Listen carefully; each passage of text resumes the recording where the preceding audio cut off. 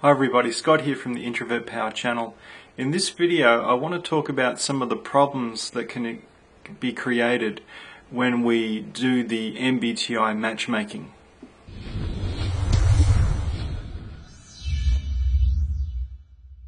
So what I mean is that there are charts and endless articles really on which type is best fitted with certain types, and I think it's both helpful and unhelpful, those pairings. Where it's helpful is that there is truth that intuitives, being more abstract in their communication, can have a lot less challenges in communication when communicating with another intuitive. Both sharing abstractly. On the flip side, having two senses, two concrete communicators communicating can eliminate a lot of misunderstandings. So there are ideal pairings and realities to the MBTI, and finding somebody that matches. For instance, NFs and NTs are thought to be a good pairing, and SJs and SPs are considered a good pairing. So while all of that is true, I think it's also limiting and limited in its scope. So what can happen if we're looking for a relationship and we do this research, we can be eliminating all these other people that might be worthy, if you like, worthy people to form relationships with, but are resisted or rejected because they're not a sensor or they're not an intuitive. And the reality is that there's lots of forces, if you like, that bring us together in relationship. We've got values. If we have shared values, that can bring us together. If we've had similar childhoods, similar struggles, or similar backgrounds, that can bring us together. Of course, there's just the standard attraction, being attracted to the other person. There's simple proximity, who's available in one's given area. Of course, it's changed with the internet, but I think it's still valid. Other things that can bring us together are similar goals or similar faith backgrounds that are also harmonizers and areas of commonality that can promote relationship. And one of the most important but least heard of, least spoken about, I should say, areas is unresolved childhood issues that can also be magnetizers, if that's the right word, that can bring us together. The unconscious, unresolved emotional woundings from childhood is a very powerful sort of force that can bring a couple together, and that can have a lot of reason. That can be one of the main reasons why people of different types find each other, like vastly different types. ISTJs and ENFPs and this sort of thing. So I think it can be a problem limiting oneself to a certain type or a certain range of types for relationship, and trying to control the matchmaking process based on the MBTI, I think can just be problematic.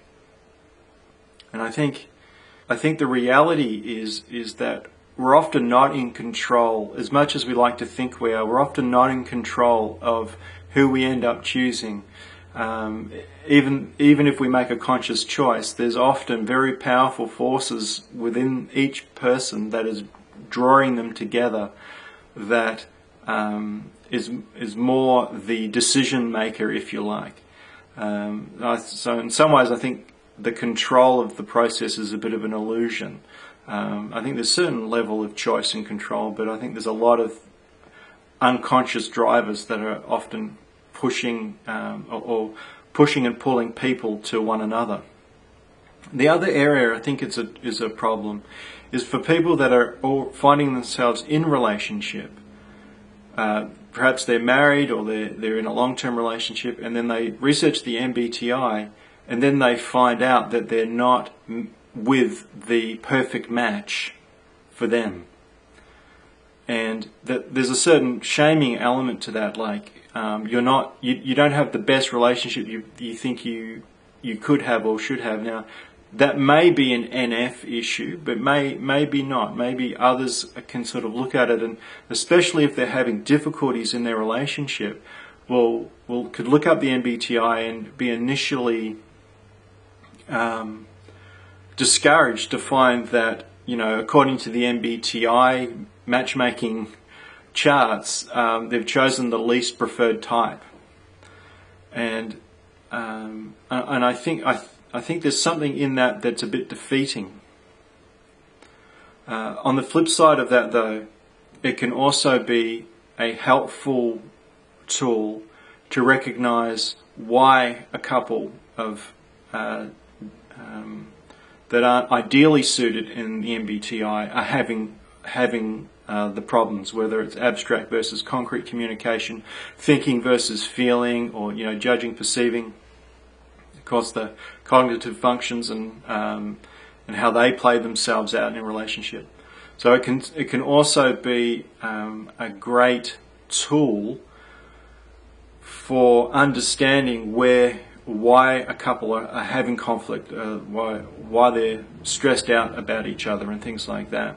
It can help separate like personality MBTI differences from other forms of wounding, so it can create some clarity around, okay, this is personality differences that is causing challenges for us, and on the other side, this is maybe some unresolved woundings that each of the couple have, that when they get triggered, it triggers their style of communicating through their cognitive functions, which then can get even more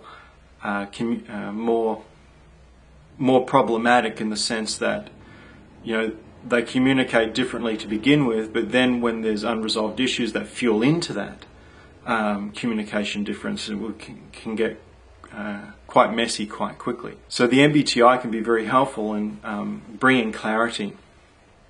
But I think it's really important to just state that the reality is that out in the world, all types are with all the other types. The matchmakings are all over the place, and an encouragement to those that are finding themselves in relationships that aren't the ideal pairing, that there is hope, there is a way through, there is a journey of understanding to help bring about a better quality relationship, and that just because you're not with the ideal pairing doesn't mean that you've made a mistake or anything like that. There's much deeper reasons why you found yourself with a certain personality type, if you like.